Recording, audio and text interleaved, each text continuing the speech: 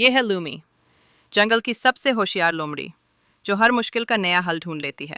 ایک صبح جب سورج کی کرنیں درختوں کے بیچ سے چھن رہی تھیں، لومی نے آسمان کی طرف دیکھا اور سوچا، اگر پرندے اڑ سکتے ہیں تو سائیکل کیوں نہیں؟ بس پھر کیا تھا، اس نے اپنی ورکشاپ میں دن رات محنت کی، بانس، پر اور لوہے کے پرزے جوڑ کر ایک اڑنے والی سائیکل بنا ڈالی۔ جب اس نے پہلا پہیہ گھمایا تو سائیکل زمین سے اٹھنے لگی اور دیکھتے ہی دیکھتے لومی آسمان میں تھی۔